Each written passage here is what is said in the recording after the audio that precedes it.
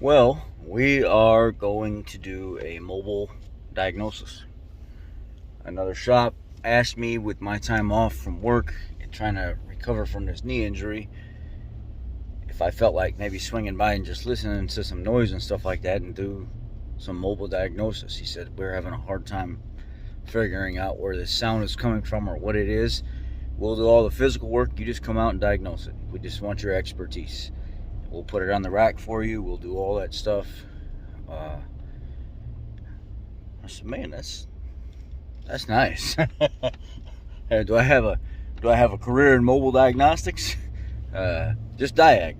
That's it. Just come out, Diag it, and we'll fix it. Okay, we can do that. So I won't hear back from my workman's comp liaison lady until after the 27th. So I'll be sitting at home until after the 27th before they even finish the paperwork for workman's comp.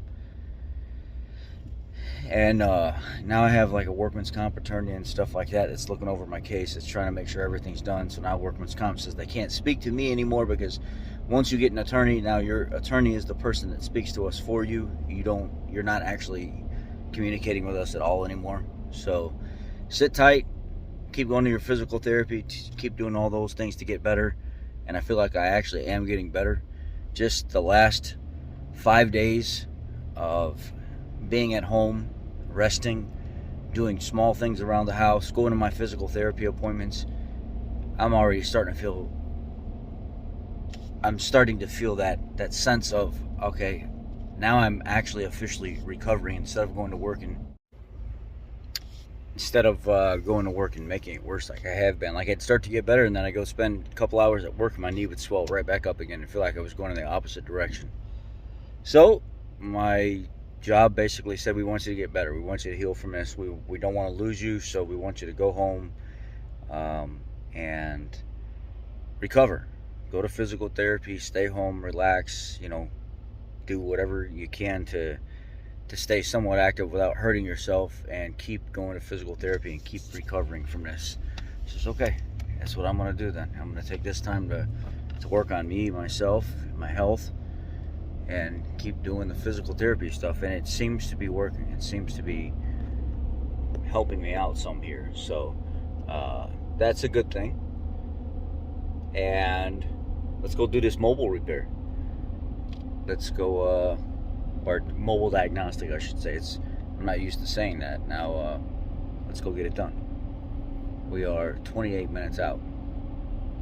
See you in a little bit. So we're here. I'm in the shop.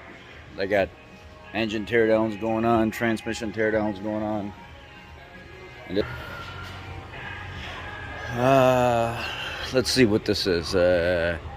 2014 3.5 liter Explorer, and they said it's got a weird noise coming from like the transmission area. It sounds almost like an exhaust sound. I'm seeing new valve covers, new valve cover studs. Let's see if we can get a peek at the belt tensioner here, see what kind of condition it's in. Okay, the belt tensioner down there is not bottomed out. You can look at the little ear right there and see that it's not bottomed out on the tab.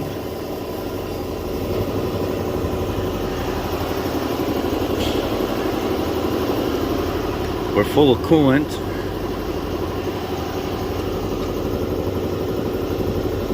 The belt looks okay.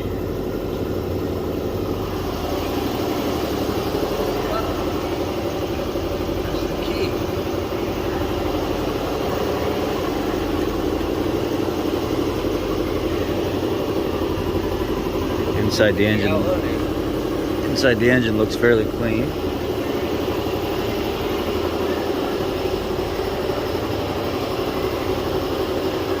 Now look it over and see how banged up it is. See if looks like it's in pretty good shape overall. Okay, we're gonna do a cold start.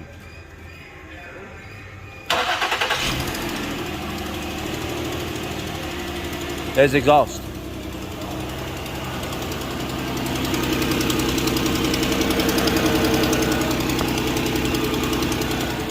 Yeah, I smell it.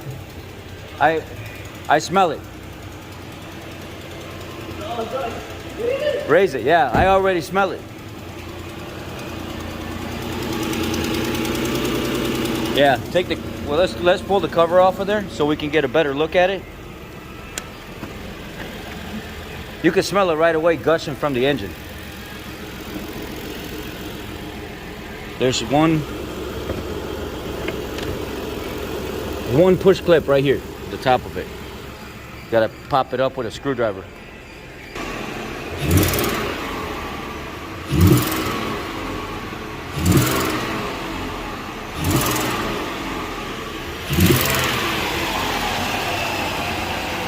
All right.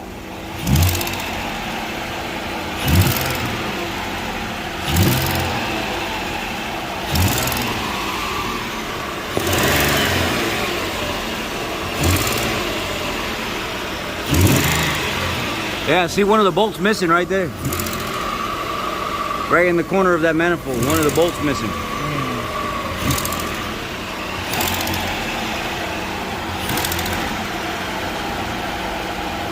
I actually think it's more like the cat leaking.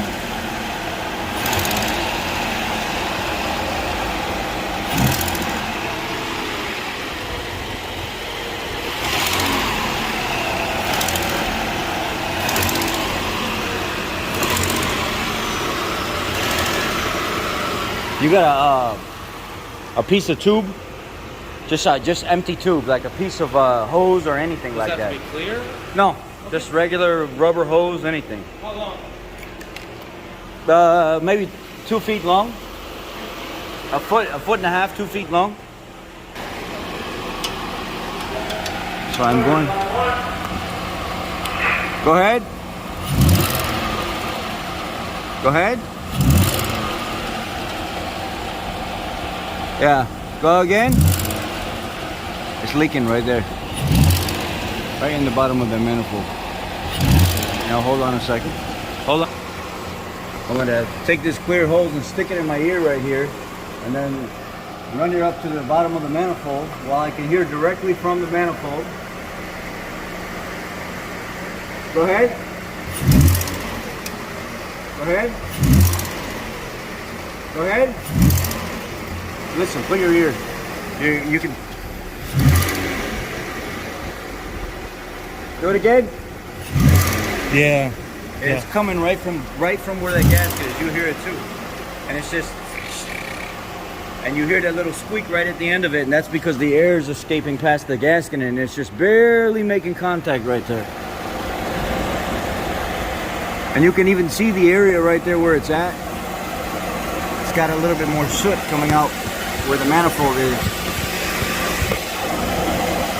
So unfortunately the customer is going to need a new set of studs. They're going to need a new lower bolts, new lower gasket. Going to need a set of studs for it, and they're going to need nuts for it. And I think the last I checked, this catalytic converter they said was on back order, but they may have come off back order since then. So hopefully there's no cracks or pitting or anything like that going on with the exhaust manifold, and the manifold can be reused, because if it can be reused, then you know that saves the cost of that. But I suspect that there's something wrong with the manifold. The way the corner was kind of tweaked out at the bottom, I don't know, you guys can't see it on camera like I can in person, but I don't know that that's going to be something that's able to be fixed. We could try, and I'm going to be here for assistance if needed, but that's a Diag, and it's up to them to repair. So I told them least case scenario, studs, nuts, gaskets, upper and lower, reuse it. If you can get it to seal, then no big deal. But if there's an issue with you know, the flange when you pull it all off and pitting and stuff like that, you may not want to reuse it. It's up to you. I think it could probably be reused if the right person came and heated up that flange and cleaned everything off and ran a file across it to make sure it's nice and straight. You're good to go. Y'all be blessed. Take care. So I'm here in the city and closing everything up. I just wanted to give Brighton Automotive, it's Brighton Automotive YP, a shout out. They actually took over the business from somebody else. Somebody else owned it, and they bought the business from them. took their customers and stuff along with it. It used to be mainly European here. They have a parts department in the front of the business. All kinds of fluids and stuff like that. Marble mystery oil. You guys know how I like marble mystery oil. And it's an experience seeing an old shop that's been around for quite a while, still functioning and doing, pretty decent overall. And he said it's his biggest problem is he's got all these big jobs and engine swaps, European cars that need like motors and stuff like that, and he just sometimes can't get parts, don't have the employees to get everything done fast enough. And then when he took over the business, he inherited a lot of their issues as well. A lot of the cars that they never finished that have been sitting here for years. There's like a Type 2 Jaguar something 1960 in the back. There's an old XJ8 in the back. He's got like Audis and stuff, and I mean, you name it. BMW's back there. They're getting more like Asian import stuff in that they're starting to get parts and stuff in for. They're trying to expand. As he's taken over the business, he's trying to fix some of the things that were obviously wrong, that were not going so well, and it's a big responsibility. If you guys don't know my story, I met Young whenever I was in international training years and years and years ago, and he was the new guy coming in. I was one of the up-and-coming, trainees, technicians that was already halfway through the program, and then they kind of paired us up together, and we became best friends. I eat dinner with his family, met his family, stayed at his house and stuff like that. Back in the day when I was real hard times before I could figure out my life, there was a time where I didn't have anything. I was literally almost living out of my vehicle. At times I needed I think it was like $500 or $600 at the time, and I didn't know what else to do. And I was like, buddy, I'm in a bad spot right now, and I got some bills I got to pay. And he said, don't worry about it. They're like family to me, man. That's what friends do for each other. Just, if you pay me back, you pay me back. If you don't, you don't. But here's the money. I love you like a brother. Let me help you out. He helped me out. Well, here all these years later, my training has advanced, and I'm into a different area, and I start to specialize in things. And he called me up, and he said, I need you on this one. I said, all right, I'll be right there. Coming to diagnose it. I thought it was going to be like an hour and 15, hour and 20-minute drive. It was like 25 minutes. And I have been not partaking in our friendship as much as I should. And he's only 25 minutes away, which makes no sense. I don't know why I let my mind and my worries and my stress get in the way of our friendship, to realize he's only 25 minutes away. And that's what's been keeping me from seeing him so much, which is a terrible thing, and it makes me feel bad. But there's the city right there, all the big buildings and the towers and everything right downtown, and I am only 25-30 minutes away. Anyhow, that's a Diag. Left him with a repair, and I kind of went over some things with him. I told him, what I suspect is it's in the front of the manifold. It's just not making very good contact. These things wear out, rust, jacking, and stuff like that happens. Over time, things compromise. What you're going to have to do when you get the catalytic converter and manifold assembly and stuff off is you're going to have to actually, when you pull the heat shield and everything off, look around that manifold, make sure there's no cracks and stuff in that manifold that could be causing that leak right there at the flange, and really inspect it very, very, very good, because best case scenario, it's just gaskets and hardware and stuff like that, and seal it all back up and you're good. Worst case scenario, you're going to have to put a manifold and catalytic converter on. Just pull it out and inspect it. Y'all take care. Be blessed.